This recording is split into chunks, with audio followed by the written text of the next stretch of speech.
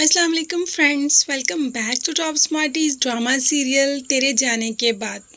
यहाँ पर तो माँ ने बहुत ज़्यादा हंगामा खड़ा कर दिया जब पता चला कि अशर सज्जल को लेके पासपोर्ट ऑफिस गया था। माँ नहीं चाहती कि ये सज्जल को बाहर लेकर जाए, इसीलिए तो अच्छा खासा सीन क्रिएट कर दिया और ज़ोर ज़ोर से रोना शुरू कर दिया कि अभी तो शादी की थी, इतने चावों के साथ बेटा जा रहा है तो क्या बहू भी ले जाओगे, बहू के उधर छोड़ के जाओ। तो अशर मान गया। ये बात सज्जल को खासी बुरी लगी, मगर वो क्या कर सकती है, वो कुछ बोल भी तो नहीं सकती। नई नई शादी हुई है तो क्या कहे अशर को। अशर माँ और बहनों की बात बहुत ज़्यादा मानता है, इसीलिए तो माँ की बात को मानकर अपनी बीवी को यहीं छोड़ने के लिए तैयार हो गया। फ़रहीन का सामान भी आने वाला है और फ़रहीन का सामान आ भी गया।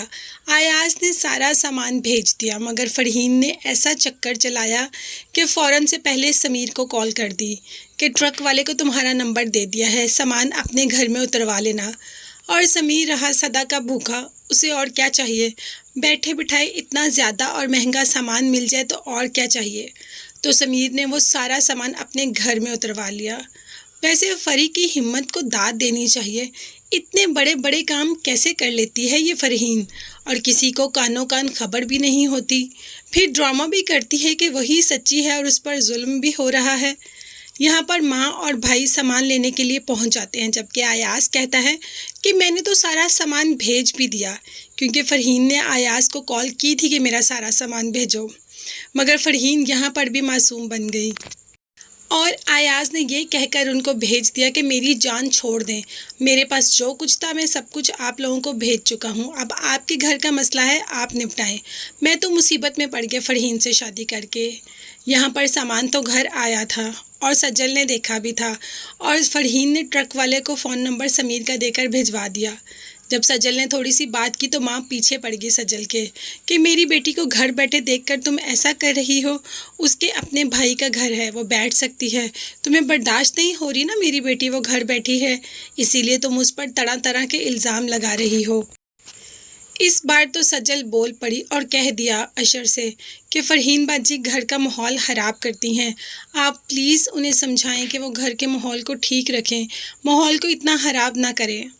अभी वो यही बातें कर ही रही थी, सज्जल अशर को समझा ही रही थी कि ऐसा हो सकता है कि फ़रहीन फिर कोई चाल ना चले, फ़रहीन सज्जल को मुंह की खिलाएगी।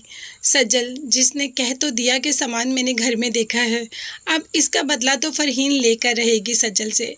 पहले तो माँ से अच्छी खासी डांट पड़वा दी सज्जल को और फिर मासूम बनकर एक साइड पे बैठ गई जैसे कुछ हुआ ही नहीं।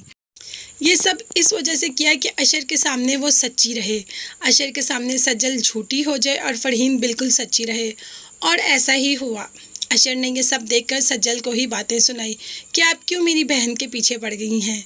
मगर यहाँ पर फ़रहीन ने एक और कारनामा कर दिया, कमरे का दरवाज़ा बंद कर दिया और दरवाज़ा नहीं खोल रही थी।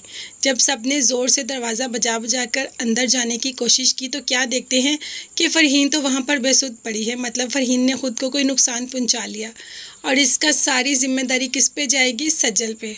उस बेचारी ने तो कुछ किया भी नहीं, सिर्फ उसने यही कहा कि मैंने सामान का ट्रक घर आए हुए देखा, तो उसकी इतनी बड़ी सज़ा देंगे उसको। कभी माँ उसको डांटने बैठ जाती है, कभी अशर उसको डांटने बैठ जाता है, अगर बस चले तो फ़रहीन भी अच्छी हंसी सुना लेती है। तो क्या कसूर है सज्जल का, इसीलिए उसने इस घर में शादी की थी, अपना सब छोड़ के आई थी सिर्फ अशर के भरोसे पर, और यहाँ पर अशर ने ही भरोसा करना छोड़ दिया।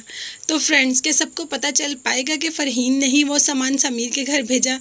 ये सब देखने और जानने के लिए मेरे चैनल को ज़रूर सब्सक्राइब कीजिएगा। अपना बहुत ज़्यादा ख्याल रखिएगा और मुझे भी अपनी कीमती दुआ में याद रखिएगा। नेक्स्ट वीडियोस तक के लिए अल्लाह हाफिज़, bye bye and take care.